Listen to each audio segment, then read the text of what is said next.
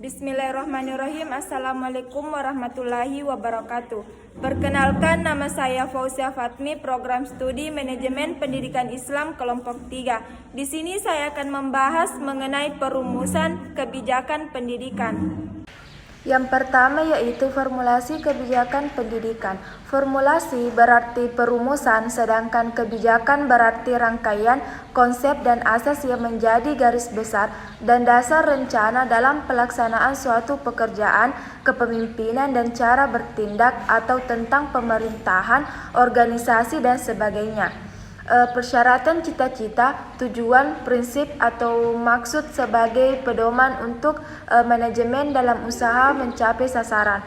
Jadi, definisi formulasi kebijakan pendidikan ialah usaha perumusan berbagai rangkaian konsep dan asas yang menjadi garis besar serta dasar rencana dalam pelaksanaan kegiatan pendidikan sekaligus sebagai garis pedoman untuk manajemen atau pengelola pendidikan dalam usaha mencapai sasaran atau tujuan pendidikan yang diharapkan. Kemudian yang kedua yaitu komponen formulasi kebijakan terdiri atas yang pertama tindakan, di mana tindakan kebijakan adalah tindakan disengaja yang selalu dilakukan secara terorganisasi dan berulang guna membentuk pola-pola tindakan tertentu sehingga pada akhirnya akan menciptakan norma-norma bertindak bagi sistem kebijakan. Yang kedua, aktor. Orang atau pelaku yang terlibat dalam proses formulasi kebijakan akan memberikan dukungan maupun tuntutan serta menjadi sasaran dari kebijakan yang dihasilkan oleh sistem kebijakan.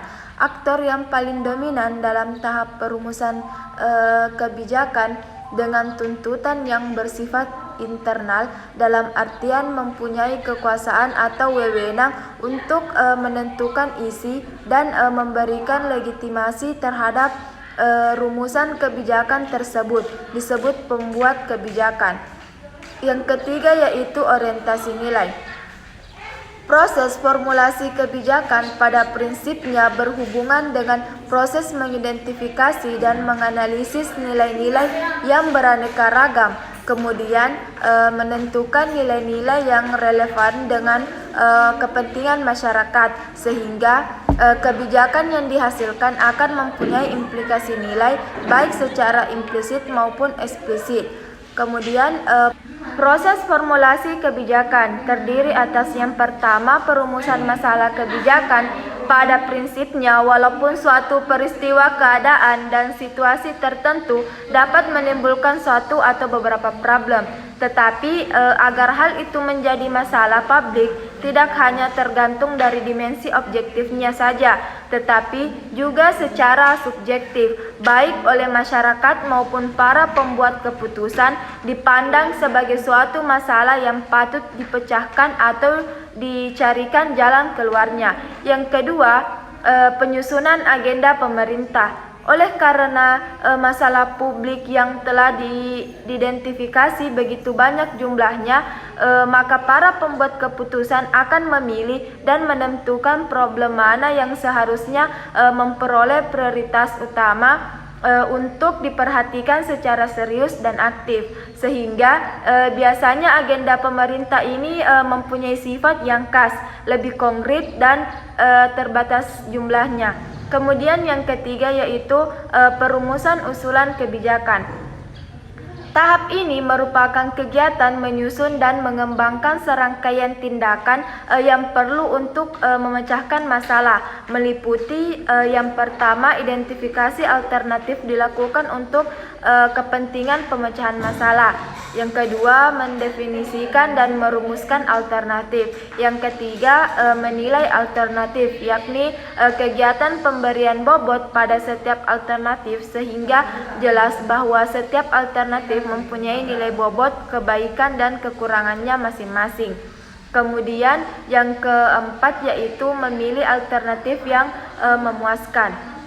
Kemudian yang keempat, pengesahan kebijakan sebagai suatu proses kolektif, di mana pengesahan kebijakan merupakan proses penyesuaian dan penerimaan secara bersama terhadap prinsip-prinsip yang diakui dan diterima. Kemudian selanjutnya, aktor dalam formulasi kebijakan pendidikan. Yang pertama, legislatif, di mana legislatif sering dimaksudkan sebagai pembentuk perundang-undang dan perumusan kebijakan dalam suatu sistem politik. Yang kedua, eksekutif. Yang dimaksud dengan eksekutif adalah pelaksanaan undang-undang. Sungguh pun sebagai pelaksana, eksekutif juga berperan dalam perumusan kebijakan. Kemudian yang ketiga, administrator. Administrator tertinggi masing-masing departemen di negara-negara merdeka umumnya memegang peranan penting dalam merumuskan kebijakan departemennya. Oleh karena mereka lebih tahu banyak tentang apa-apa yang harus mereka kelola.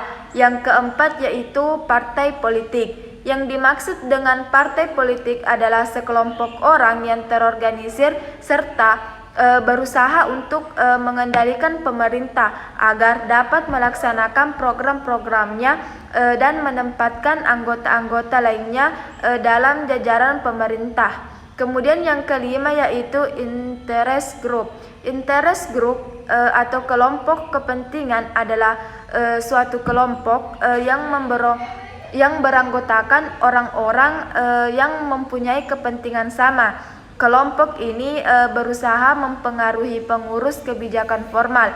Kemudian yang keenam yaitu organisasi massa.